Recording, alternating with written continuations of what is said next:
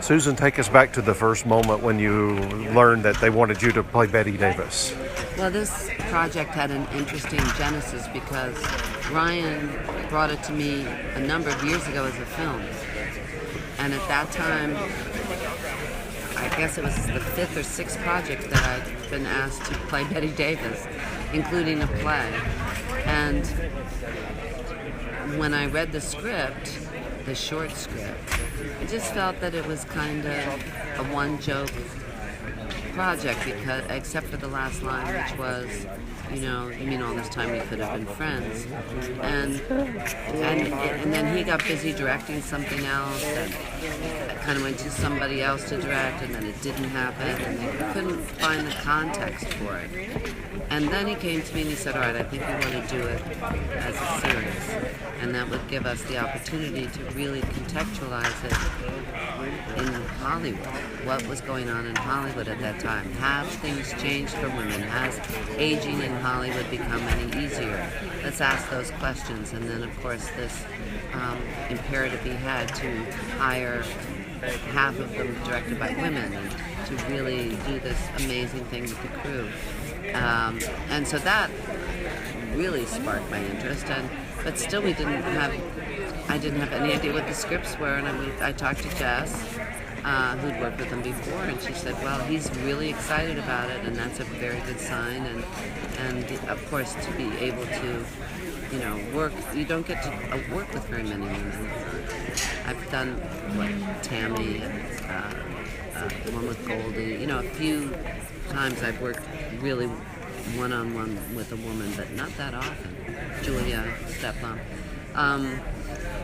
So all of those things really appealed to me, but at the same time I was so terrified because she's so big and over the top and so iconic and impersonated so much, and and she's very different in terms of the way she sounds and the way she moves than I am, so I said, well, I'm just terrified. And he said, I'm terrified too. And that really won me over.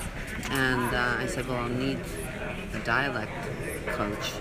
And so we got this great guy, Tim Monick, who I'd worked with before, and he laid everything down so I could listen to it on my phone. And every day, I would listen to each scene as they came up, beforehand, the night before, on the set and everything. But it took about, I'd say 6 weeks at least before the fear-fun factor became kind of in my favor, and I started really having fun and just wasn't terrified the whole time, every night, spent the weekend working on it, and so I'm really happy that I did it because I did overcome all my fear and got to a place where I was really enjoying the crew and the people, of course working with Jessica and working with Ryan. And he's brought in so many great supporting actors too. So the Feud itself, would you think it was a more of a Hollywood dreamt up thing, or was it really this way? Well, from what I've read, because of course there's so many source books and everything, their style was very different. Each of them had a piece of something that the other one wished they had. So that was real. They had slept with a lot of the same men.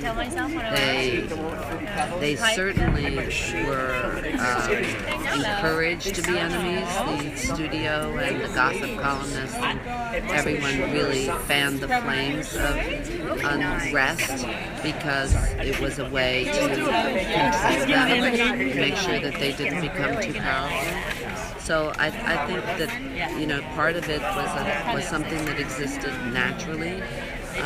Their styles were very different. Their backgrounds were very different, and they yearned for something that the other one had, and at the same time they didn't respect each other in certain ways. So I think they could have gotten along if it hadn't been advantageous to other people to really make their rivalry work in the favor of the studios. And because I guess that's all I have to say. So I don't think it was something that was fabricated just for press, but it was also encouraged to control them. Did you know Bette Davis at all? You know, she approached me after her daughter's book came out, when I was quite young, to play her, and through a director that I had worked with. And but I didn't have the wherewithal to develop it into something, and my agents were kind of lame about it at the time, and I never met her.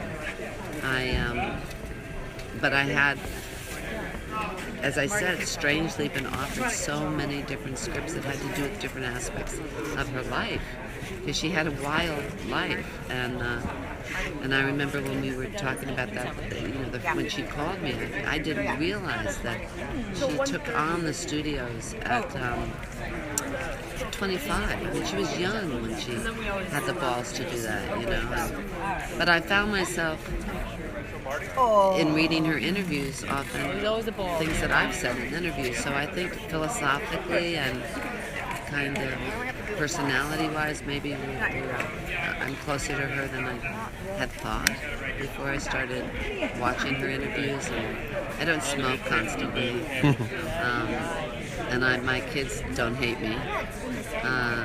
But I think he asks some very interesting questions, Ryan, in terms of how everything works. And have you seen any of it? Seen the first 3. Oh, I haven't. So it's kind of layered, right? I mean, it feels like there's a lot happening in all of them. It's such a wonderful project, and Ryan is so on top of his game the last few years in terms of knowing what the public's going to want to see.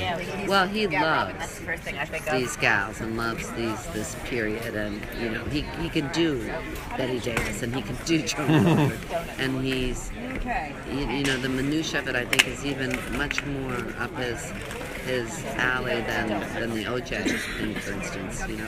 Well, thank you so much. Thank you. You're welcome. What are we doing now?